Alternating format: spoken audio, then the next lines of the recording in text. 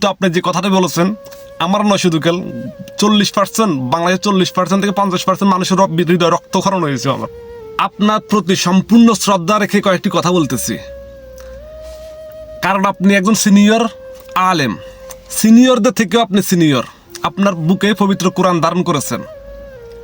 কিন্তু আপনি আজকে যে কথাটি বলেছেন আপনার সেই কথার বিরুদ্ধে অন্তত 40% মানুষ আজকে দ্বিমত প্রকাশ করতেছে। কেননা জামায়াত শিবির যতই খারাপ হোক তারা অন্তত বিরোধী আওয়ামী লীগ থেকে ভালো, তারা যতই খারাপ হোক অন্তত 54 বছর যারা দেশ চালিয়েছে তাদের থেকে ভালো।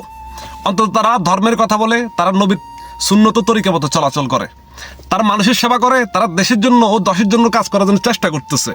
কিন্তু আপনি যেটা বলেছেন আমার মনে হয় আপনি দুনিয়াবাসীর কাছে তো ধরা খাবেন, অবশ্যই আপনি আল্লাহর কাঠগড়ে আপনাকে জবাব দিয়ে দিতে হবে। কেননা আপনার এই কথার কারণে মুসলমানের দ্বন্দ্ব সৃষ্টি হয়, মুসলমানের বিবাদ সৃষ্টি হয়।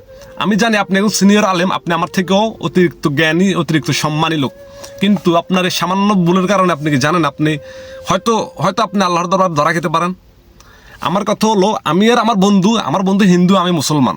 আমি যদি এক নামাজও না পড়ি, আমি যদি একটা রোজাও না রাখি, আমি যদি কোনো ধর্মের কাজই না করি, তাও আমি ওই হিন্দু লোকটা থেকে আমি ভালো, কারণ আমি তার মতো মূর্তি পূজা করি না, আল্লাহর সাথে শিরক করি না।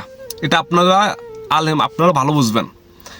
এখন আমার কথা হয়েছে গোটা বিরোধী দল যারাই আছে তাদের থেকে অন্তত জামায়াত শিবির হাজার গুণ ভালো, কারণ জামায়াত শিবির বিনা স্বার্থে নিজের প্রাণদের চানা তুলে না, মানুষ হত্যা করে না, তারা দর্শন করে না, তারা অযথা রাস্তাঘাটে ঘুরে বেড়ায় না, মাদক সেবন করে না, তাদের ছোট থেকে বড় পর্যন্ত তারা সবাই শৃঙ্খলাবদ্ধ।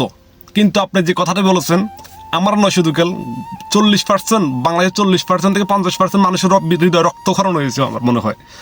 আপনার থেকে এটা কখনোই আশা করিনি। দয়া করে পরবর্তীতে এরকম কিছু বলবেন না যেন মানুষের ভিতরে বিবাদ সৃষ্টি হয়। ইসলামের যারা মুসলমান, যারা ইসলামকে ভালোবাসে, যারা আপনাদেরকে অনুসরণ করে, অন্তত তারা যেন কষ্ট না পায়, এরকম কিছু বলবেন না, দয়া করে বলবেন না।